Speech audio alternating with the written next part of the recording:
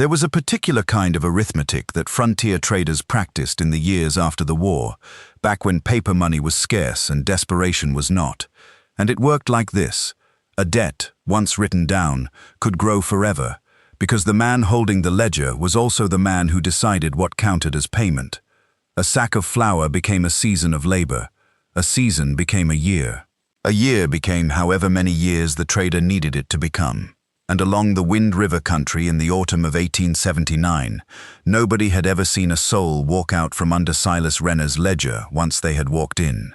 This is the story of the one time that happened anyway, and of the drifting Texas cowhand who caused it without ever meaning to start anything at all. His name was Cole Bellamy, and he rode into Renner's trading post on a Thursday morning with no plan beyond buying coffee, cornmeal, and a new cinch strap. And he rode out 3 hours later, having spent every dollar he owned and torn up a piece of paper that was not legally his to tear. Her name was Ayanna Blackfeather, of the Northern Cheyenne, and she would tell you, years later, with the particular dry humor she never lost, that she had already been planning her own escape for 11 days running, and did not, at first, care much for the interruption. She had a route mapped in her head. A bend in the river where the current ran slow enough to cross on foot, and a cousin 3 days north who would hide her until the trouble passed. Cole Bellamy's gold coin changed her timeline. It did not change her plan, and that distinction mattered to her more than he understood for a long while, because she had learned the hard way that a woman's survival depended on trusting her own arithmetic first, and any stranger's generosity a distant second. Pull up a chair, because this is how it happened, and how a debt that was never supposed to end, ended anyway, on a Thursday, over a sack of flour, in a trading post that no longer stands but is remembered, in that country, for exactly one thing. Ayanna had been at Renner's post for 1 year, 4 months and 11 days, and she counted every one of them, because counting was the only ledger she trusted. Her father had come to Renner in the hard winter of 1877, needing flour and salt pork to see his family through to spring, and Renner had extended the credit gladly, the way a man extends a hand to someone he intends to pull off balance. When her father could not pay in the spring, Renner had proposed a solution with the easy generosity of a man doing someone a favor. His daughter would work at the post until the debt was settled, at a rate Renner alone calculated, using arithmetic that Renner alone was permitted to check. She swept the floors, she hauled water, she mended harness leather with a needle her mother had given her, and she watched everything, because watching was a skill nobody could take from her, the way they had taken her freedom of movement. She had learned which floorboard by the back door groaned, and which did not. She had learned that Renner kept the only key to the strongbox in his left boot, not his right, out of some superstition he had never explained. She had learned the schedule of the 2 men who worked the counter with him, and the nights they drank enough to sleep through a cannon blast. What she had not yet solved was the horse. A woman on foot in Wyoming Territory in October was a woman who would not survive to see her cousin's cabin, and Renner's stock was watched too closely for her to risk it.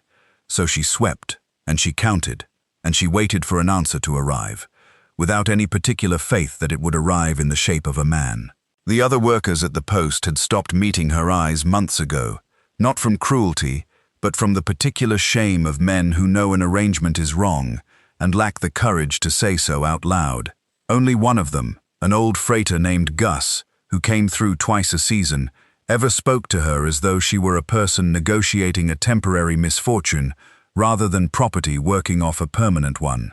Gus brought her hard candy from Cheyenne City twice a year and never once asked her to be grateful for it, which was, in her experience of the post's men, nearly as rare as freedom itself. Renner himself was neither a violent man nor a particularly loud one, and that, Ayanna had come to understand, was what made him dangerous. He smiled easily, remembered names, extended credit with a generosity that felt, in the moment, almost like kindness, and never once raised his voice in the entire year and 4 months she had watched him operate his ledger like a slow-moving trap disguised as a favor. It was Gus, in fact, who happened to be loading his wagon outside on the Thursday morning. A lean, sun-browned Texan rode up asking after coffee and cornmeal. And it was Gus who would later swear he saw the whole thing coming before it started, though nobody believed him, because Gus claimed to see everything coming. Cole Bellamy was 31 years old, built lean from 6 years of cattle work between Texas and the territories, and carrying in his saddlebag the entire remainder of a summer's wages after a bad run of luck had cost him his job with an outfit near Casper. He needed supplies to make the ride south before the mountain passes closed, and Renner's post was the only one for 2 days in any direction, which was, he would later understand, precisely the business model Renner had built his fortune on. He tied his horse, stepped inside, and took in the room the way a man raised on open country always takes in an enclosed one, counting exits first, people second, out of habit rather than suspicion. He noticed the young woman sweeping near the back before he noticed anything else in the store, not because she drew attention to herself, but because she moved like someone conserving energy for a purpose he could not yet name. Economical and watchful in a way that struck him as entirely out of place for a girl doing chores in a dry goods store. He asked the man at the counter for coffee, cornmeal, and a length of leather for a cinch strap, and while the transaction was being weighed and tallied, he watched Renner cross the room to the woman and say something low enough that Cole could not make out the words. What he could make out was her posture, the way her shoulders set, the way her chin lifted a fraction, the small, controlled stillness of someone absorbing an insult and declining to let it show on her face. Renner turned away, satisfied. She kept sweeping. Cole set his coins on the counter, gathered his goods, and lingered a moment longer than the transaction required, watching the room without appearing to watch it, the way he'd learned to read a spooked herd before it bolted. When the woman glanced up and caught him looking, she did not look away first. She held his gaze with a flat, assessing patience that told him plainly she had sized up every man who walked through that door and filed him accordingly, and that she had not yet decided which file he belonged in. "You always sweep a floor that clean twice in one morning?" he asked her, nodding at the section of boards she'd already passed over once. She kept moving the broom in slow, even strokes, answering without breaking her rhythm. "I sweep until Mr. Renner tells me to stop, and he has not yet told me to stop." A small, dry edge crept into her voice on the word yet, and Cole caught it, and understood that whatever was happening in this store was not a chore arrangement. He almost asked her name right then. Instead, Renner called out that his goods were bagged and waiting, and Cole carried them out to his horse, and stood in the yard a long moment afterward, working through a discomfort he could not immediately name, but recognized as the specific unease of a man who has just watched something he was not supposed to notice. Cole had planned to ride on that same afternoon, and would have, if not for the commotion that started up in the yard while he was checking his cinch strap. A rancher named Hob Garrity, a big, red-faced man Cole had crossed paths with once before over a dispute about grazing rights, had ridden in with 2 hired hands, and was standing in front of Renner, loudly proposing to settle an old debt of his own by taking on Ayana's remaining contract in trade. "She's cost me nothing but flour and time," Renner said to Garrity, loud enough for the gathering crowd to hear, playing the reluctant seller for an audience that clearly expected a show. "But I could be persuaded. A sack of flour, and we call the whole debt even, hers and yours both." Garrity grinned in a way that made several of the onlookers shift their feet, and reached into his saddlebag for exactly that, 1 sack of flour, held up like a winning hand at cards. A dozen or more men from the yard and the trail had drifted close by then, drawn by the particular gravity that gathers around any public spectacle in a small territory, and most of them wore the same uneasy expression of people who suspect they are watching something shameful and have decided, collectively, that watching quietly is easier than objecting. Ayana stood a few feet away with 2 men flanking her, not restrained exactly, but positioned the way livestock is positioned, and Cole watched her face do the same controlled, unreadable thing it had done at the counter that morning. Except now there was something underneath it he recognized, because he had felt it himself once, in a different kind of trap. The particular fury of a person doing rapid, silent arithmetic on how badly this could go, and finding no combination of numbers that came out in her favor. Cole did not decide to step forward, so much as discover that he already had, the way a man discovers he's already committed to a jump, only after his feet have left the ground. "I'll match it," he said, "and raise it." The crowd's attention swung to him. Garrity's grin thinned into something meaner. "This is a private transaction, Cowboy. Ride on." "Then make it a public one, since half the territory's watching," Cole said, and pulled the flat leather wallet from his coat, counting out every dollar he had left in the world onto the top of a nail barrel in full view of the crowd. Not a large sum by any city standard, but more cash money than most men in that yard had seen change hands at once, and considerably more than the value of a single sack of flour. "2 sacks of flour, my saddle, and everything in this wallet. That's my offer, and I'll thank you all to remember I made it in front of witnesses." Renner's eyes went to the money, then to Garrity, then back to the money, and did the same arithmetic he always did. Except this time the largest number was standing in front of him, holding cash instead of a promise. He took the offer with the practiced smoothness of a man who had never once let principle interfere with profit, and produced the ledger page recording Ayana's remaining debt, sliding it across the barrel top toward Cole like a receipt for livestock. Cole did not fold the paper and pocket it the way Garrity had clearly expected him to.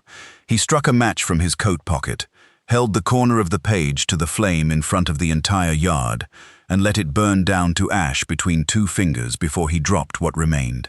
"There's no contract left to hold," he said to the crowd at large, though he was looking only at Ayana. "She doesn't belong to me, and she never did to any of you. She's free to walk out of this yard whenever she chooses." Ayana did not thank him. She waited until the crowd had thinned, and Garrity had ridden off cursing, and then she walked over to where Cole stood repacking his now considerably lighter saddlebags, and studied him with the same flat assessment she'd given him that morning, only sharper now, because the stakes had changed, and she intended to understand exactly what they'd changed into. "You spent everything you own," she said, "on a woman you'd spoken 6 sentences to." "Seemed like the moment called for it," Cole said, not looking up from his cinch strap. "That is not an answer, it's a deflection, and I've had a year of practice recognizing both." She let the silence sit a moment before continuing, watching him work. "I want to understand what you believe you've purchased, Mr. Bellamy, because I have spent 17 months being purchased by men who called it something gentler than what it was, and I would like to know, plainly, whether you are simply a different flavor of the same arrangement." Cole stopped what he was doing and looked at her directly, and whatever answer he'd half-formed on the ride south evaporated in the face of the question, because it deserved better than something half-formed. "I bought a piece of paper, and I burned it in front of 40 witnesses, so there's nothing left to buy or sell," he said. "I don't have a claim on you, a plan for you, or a wagon headed anywhere you haven't chosen first. I've got a horse that'll carry us both if you want the company, and a bad feeling that Garrity isn't a man who loses face quietly, and that's the whole of what I'm offering." She considered that for a long moment, arms still crossed, weighing him the way she'd weighed every man who'd walked through Renner's door for the better part of a year and a half. "I had already planned my own route north," she said finally. "I did not require rescuing." "I believe you," Cole said, and meant it, which seemed to surprise her more than anything else he'd said all day. Doesn't mean 2 riders can't cover ground faster than 1 on foot, especially with Garrity's temper involved now. Something in her posture eased by a fraction. Not trust, not yet, but the smallest recalibration of a person deciding a plan might survive contact with an unplanned variable. "My cousin's camp is 3 days north, along the Tongue River," she said. "I lead. You follow. And if you attempt to decide my route for me at any point along the way, I will leave you standing in it." "Fair terms," Cole said, and for the first time that day, something like the ghost of a smile crossed her face before she turned it back into the careful stillness she wore like armor. They rode and walked in turns through 2 full days of country that grew steadily wilder, and Ayana proved, within the first few hours, precisely as capable as Cole had suspected, and precisely as unwilling to be managed as she'd promised. She read the weather off the color of the western sky, an hour before Cole would have noticed a change coming. found water where the ground gave no obvious sign of it, and set a pace that conserved the horse without ever slowing them meaningfully, all while offering Cole a running, dryly delivered education in exactly how wrong his assumptions about the territory had been for 6 years running. On the second evening, while Cole worked a stubborn knot out of a cracked wheel, spoke on a stretch of trail littered with an abandoned wagon's debris, Ayanna crouched beside the fire she'd built and finally answered a question he had not asked out loud, the way people sometimes answer the question underneath the question instead. "My father did not intend to trade my freedom for flour," she said, feeding a branch into the flame without looking up.